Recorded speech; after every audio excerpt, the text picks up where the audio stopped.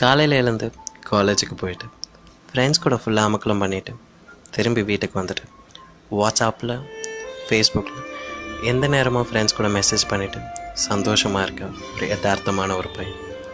இப்போ இருக்க காலகட்டத்தில் பார்த்திங்கன்னா நம்மளோட ஃபேஸ்புக் அம்மாவாகவும் வாட்ஸ்அப் அப்பாவாகவும் மாறிட்டுருக்க காலகட்டம் அது. இப்போ உங்ககிட்ட நான் ஒரே ஒரு விஷயம் மட்டும்தான் ஷேர் பண்ண ஆசைப்பட்றேன். யாரோட அன்புக்காக நம்ம காத்துட்ருக்க இந்த காலகட்டத்தில் நம்மளோட அன்புக்காக 2 பேர் எந்த நேரமாக காத்துட்ருக்காங்க. நம்மளோட அம்மா, நம்மளோட அப்பா. அம்மாவோட அன்பு நான் சொல்லி தான் புதுசாக ஆகணுன்ற அவசியம் இல்லை.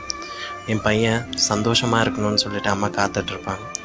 அந்த நேரத்தில் வாட்ஸ்அப்பில் ஒரு குரூப்பில் வந்து ஒரு ஃபன்னி டெக்ஸ்ட்டை பார்த்துட்டு நம்ம சிரிச்சிட்ருப்போம். அதை பார்த்த அம்மா என் பையன் உண்மையிலே ரொம்ப சந்தோஷமாக தான் இருக்கான்னு நினச்சிட்டு சந்தோஷப்படுவாங்க. அப்பா 24 மணி நேரமும் ஃபோனும் கையுமாகவே சுற்றிட்டுருக்கான் என் பையன், அவனோட வாழ்க்கை என்னத்துக்காகும் அப்படின்னு சொல்லிட்டு கவலைப்பட்டுட்ருக்கார். உங்ககிட்ட ஒரே ஒரு விஷயம் தான் நான் சொல்லணும்னு ஆசைப்பட்றேன். நம்மளோட வாழ்க்கையோட முக்கால்வாசி மணி நேரத்தை நம்மளோட சோஷியல் நெட்வொர்க்கில் தான் நம்ம ஸ்பெண்ட் பண்ணுறோம். இன்றைக்கி ஒரு முடிவெடுங்க. டெய்லி ஒரு 5 நிமிஷம் அம்மா கூட உட்காருங்க.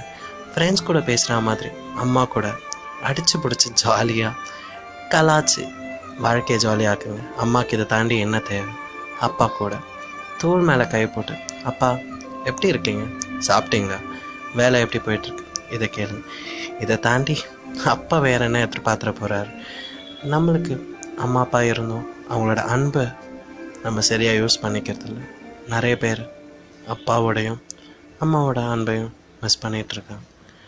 இல்லாத டைமில் ஃபீல் பண்ணுறதோட இருக்கிறப்போ அதோட உணருங்க. அவங்க கூட டெய்லி ஒரு 5 நிமிஷம் ஸ்பெண்ட் பண்ணுங்கள், அவங்க கூட பேசுங்க. இது என் அப்பா அம்மாவுக்கு நான் இன்றைக்கி எடுக்கிற முடிவு. தேங்க்யூ. லவ் யூ அம்மா. எப்போவுமே லவ் யூ அப்பா.